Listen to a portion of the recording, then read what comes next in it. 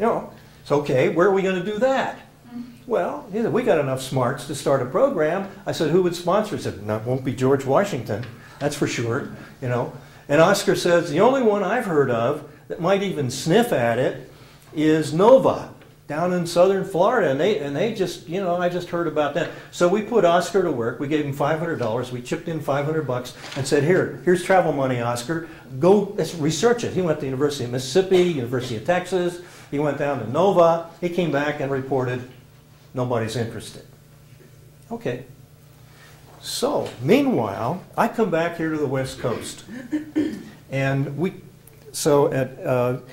there have been a lot of people asking me from time to time, well, you know, how do you do what you do? What's behind that? You know, what works, what doesn't work? Could we pick your brain? Could we have breakfast, lunch, dinner, whatever? And so there was a lot of that going on. I finally said to these people, hey, why don't we all get together and sit down and just talk about this stuff? You know, it's taken too much time. One-to-one. It's taken too much. So we all met in 1978 in the living room in Madison Park of some dear friends of mine who were also interested in the program. There were 9 of us there. And so at the end of the conversation, one of the people in the group, John Dunnington, who was at that time a research manager at Weyerhaeuser Company, said, enough talk, let's just do it. He predated Nike. And so we did. And so I called Gordon and I said, Gordon, I have a group of people here interested in getting together to learn about something, organizational change, organizational development, leadership, whatever. Can you help? He said, sure. I'm coming out there anyway. And he said, why don't we plan a couple of days to get together and plan this thing? So we met over on the West Passage, Colvos Passage of the Puget Sound. I had a beach house over there. So we met there. Gordon Lippett, B.J. Chakiris from Chicago, who was a long-term colleague of ours, and Ed Connerly from Eastern Washington University, and myself. And we sat down and in 3 days sketched out this learning process, which we later called Organization Systems Renewal Program. And, you know, it was sketched. And so we said, you know, it ain't going to get any better than this. And I said, Gordon, we need to have some kind of annotated bibliography or something to tell people to read stuff and all that.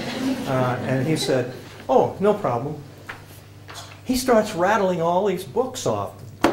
The books, the titles, the authors, and a little annotation. I mean, I'm taking notes, writing all this down. And this became our initial bibliography for, and he says, you know, what we're talking about, he said, it isn't just one discipline. He said, it's a broad-based discipline.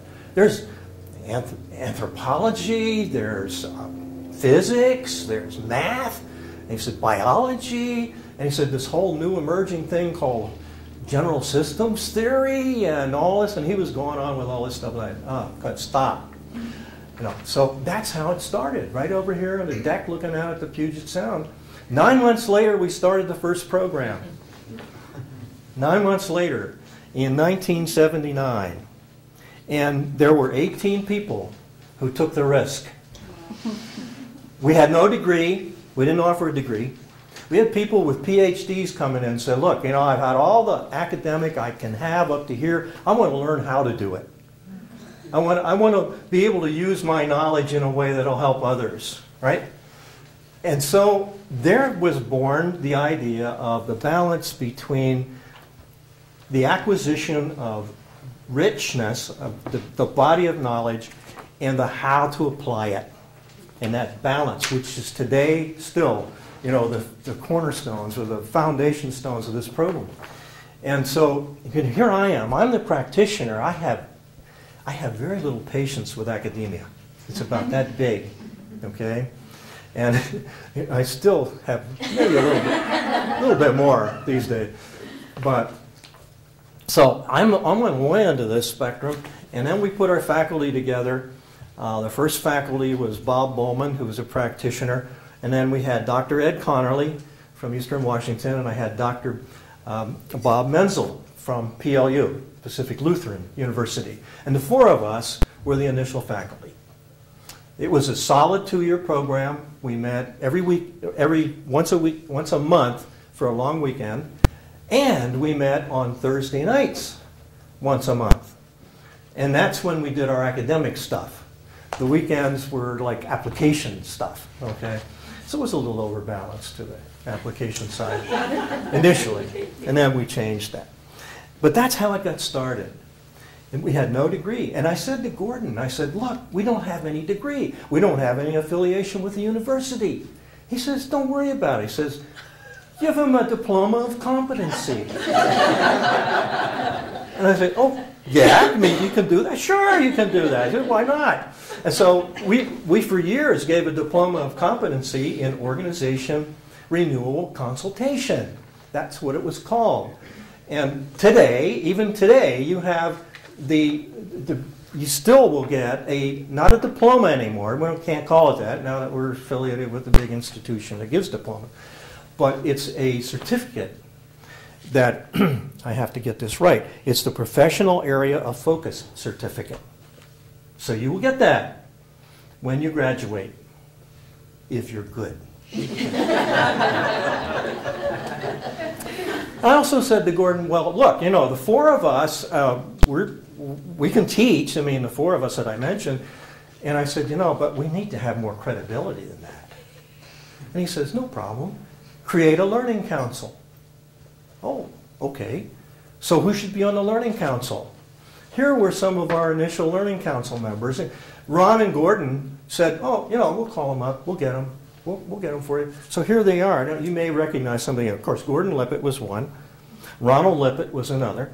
And these people are seminal people in the whole field. Oscar Mink from the University of Texas. Eva Schindler-Rainman. Virginia Satir. Marvin Weisbord. Jerry Harvey. Stu Shapiro. A guy by the name of Dan Duncan that not too many people know, but he was a general systems theorist early on and had done a lot of really basic work in the field.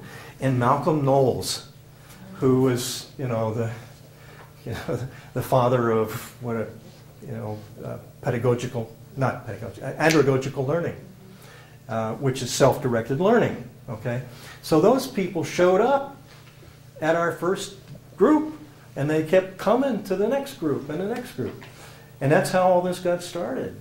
And of course, a lot of them are dead, all but two, and I'm still here. So somebody asked me, how old are you? Oh, it was you. No, it was you. It was you. And I honestly said, what? 78. That's right. This week. This week. Oh, Thursday. 78. Okay? And I have a lot more to go. That's why they're filming me.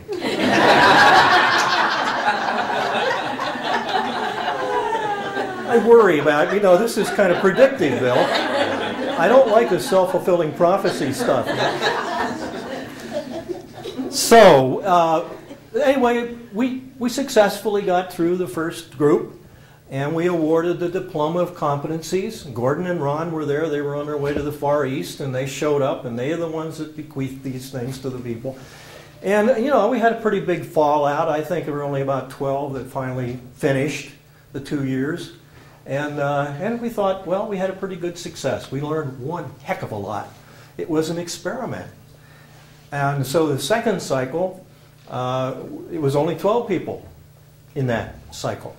But the significant part of it was that during that cycle, one of our faculty members, Dr. Ed Dolan, who was in OSR 1, and who was the second in command at Bellevue College, here in the Bellevue area, Bellevue, Seattle area, he said, I came to OSR because I wanted to learn how to.